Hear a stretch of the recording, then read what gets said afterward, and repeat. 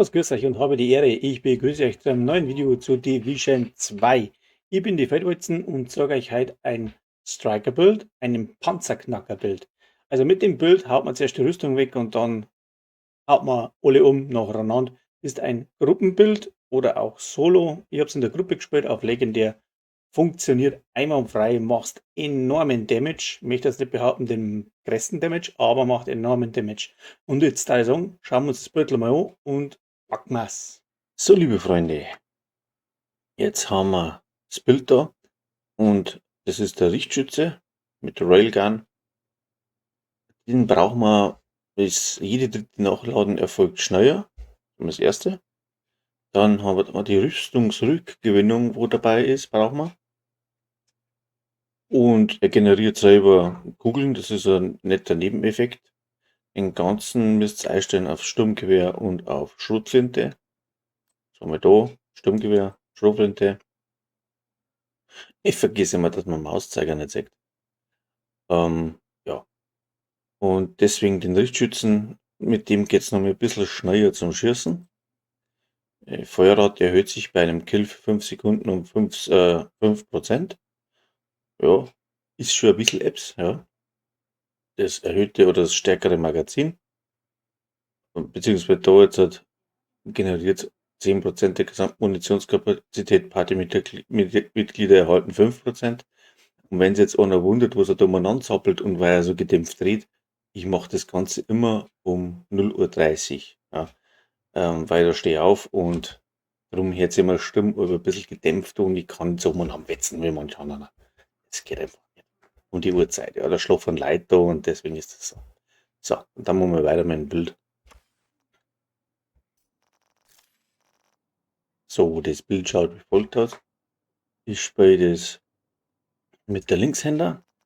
Bei der Linkshänder geht es um das, dass man beim Striker den Buff aufbauen kann. Man kann auch die Rock'n'Roll nehmen. Ich nehme halt aber gerne die Linkshänder her, weil ich dann den perfekten Vorschlag haben, gerne mitnehmen kann. Mit der funktioniert, schmeißt er Granaten, was jetzt halt bei dem Event interessant ist oder war. Und dann nehmen die Ziele 40% mehr Rüstungsschaden und Bewegungstempo wird um 30% reduziert. 10 Sekunden hält die Markierung und du kannst mit dem Bild dann schon einiges anfangen. Dann haben wir die St. Elmo.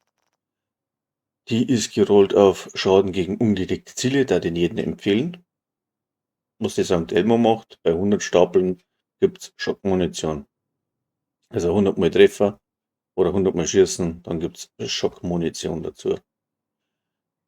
Und dann habe ich gewählt die D50, auch Schaden gegen ungedeckte Ziele. Ist noch nicht so ganz gut gerollt, klang aber mit dem Talentvollstrecker drauf.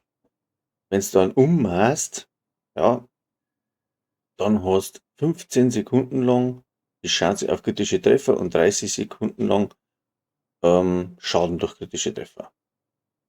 Ein Schmarrn. Ich lese ganz vor. Wechseln Sie die Waffe nach der Tötung eines kampfunfähigen Gegners innerhalb von 10 Sekunden, steigert sich 15 Sekunden lang die Chance auf kritische Treffer um 30% und der Schaden durch kritische Treffer um 30%. So, es ist nochmal zusätzlich Schmankerl. Und warum habe ich geschrieben Panzerknacker? Ja, das Bild, wie man schon sagt, hat eine Besonderheit und das ist das Dodge City Revolver Holster. Manche, die Regulus spielen, werden das Ding bestimmt schon kennen. Ich habe das jetzt einmal so probiert, beziehungsweise von der Community den Tipp geben, ich soll es einmal so probieren. Ja, jetzt haben wir da die Jeska. Die Jeska macht 10% Chance auf kritische Treffer. Und dann habe ich nur drauf Chance auf kritische Treffer, Schaden durch kritische Treffer und dann nochmal Chance durch kritische Treffer.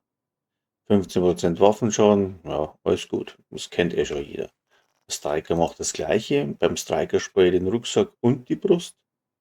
Wenn ich sagen, den Stack kannst du nicht aufrechterhalten, doch, geht. So, was macht der Rucksack? Der Rucksack selber erhöht den Gesamtwaffenschaden pro Stapel beim Wagen des Stürmers gewonnen wird von 0,65 auf 1%, also der erhöht die ganze Gaude noch mal besser. Was der Stürmer schon macht, also den brauche ich nicht noch mehr erklären. Alles ist auf Chance auf kritische Treffer und Schaden durch kritische Treffer gerollt. Also, oh, Alter. In der Nacht geht das aber gar nicht so gut. So, was für Expertise die Dinge haben, ist völlig wurscht. Erhöht sowieso nur die Rüstung und nicht den Schaden.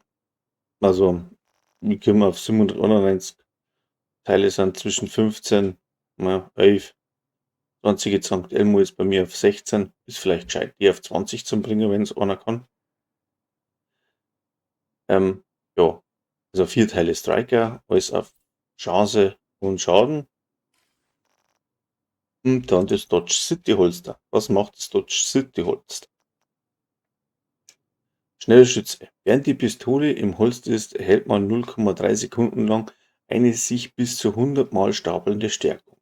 Wenn man zur Pistole wechselt, verbraucht der erste Schuss die Stärkung und fügt pro Stapel 10% Schaden zu.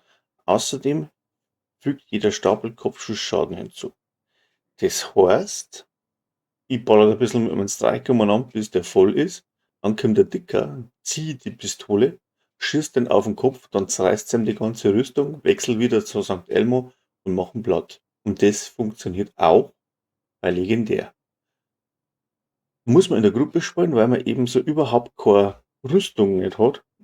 Ich habe es mit GGP probiert, beziehungsweise gespielt. Haut brutal hin. Da haben wir gehabt einen Tank, der hat uns aufgehebt, beziehungsweise beschützt, ja, mit seinen ganzen Buffs und hat den Schaden auch nochmal verstärkt. Und es funktioniert, wenn die Stapel komplett voll sind und ich einen Dicken an die Birne schieße mit meiner D50, dann zerreißt es den. Zumindest zerreißt es die Rüstung, wo es dann allen Beteiligten sehr viel hilft. Also würde ich sagen, Gruppenbild. Ich habe es auch probiert solo, funktioniert auch ganz gut. Jetzt habe ich Streuminen und einen Hive drin, also der Hive wird drin bleiben. Streuminen deswegen wegen Event, was gewesen ist oder was noch ist. Kann planen noch nicht. Ja, weil mit den Streuminen habe ich zuerst einmal wie sagt man, das Gelbe von der Erz weggemacht, den Schutz. Und dann, ja, Hive sowieso. Dann habe ich gespielt, wie gerade erklärt. Ich zeige es dann nachher nochmal im Gameplay kurz, wie ich das meine. Aber das wird eigentlich jeder begriffen haben. Und ja, Hive zum Wiederaufstehen, weil umfallen tut man schon schnell, wenn man nicht aufpasst. Gespielt habe ich auf mittlere Distanz, so bis 15 Meter, weil da die Elmo auch noch nicht schlecht ist. Das, was weiter weg ist, kennt man im Schaden dann schon stark. Und ja, Schaumgranate gegen ein bisschen Festpicker. Kann man auch Sprenggranate oder mit dem, was man halt umgehen kann. Also ich würde sagen, das Beutel ist schon nicht schlecht. Baut es einmal nach. Schreibt mir in die Kommentare, ob es gut ist, ob es was besser macht. Also es ist jetzt nicht. Der Burst-Schaden von der D50 liegt irgendwo bei 35 Mille, wenn die Stacks voll sind. Also das klangt für jede Rüstung normalerweise, auch für die Hunde. Zumindest da musst du gleich mal einen ganz groß drum wegbringen, ja. Wie gesagt, schreibt's mal, ob ihr es gut findet. In die Kommentare, lasst mir ein Like da und lasst mir ein Abo da, Leute. Lasst mir ein Abo da. Es schauen 1000, 2000 Leute an und keiner abonniert mich. Das ist so frustrierend. Na, scheiße, macht's, was wollt. Also, ja, wirklich. Ich verdiene ja nichts damit und werde nichts verdienen. Also dann bis zum nächsten Mal. Jetzt hau ich noch ein bisschen Gameplay ein und ich wünsche euch viel Spaß damit. Eure Feldwurzen. Servus.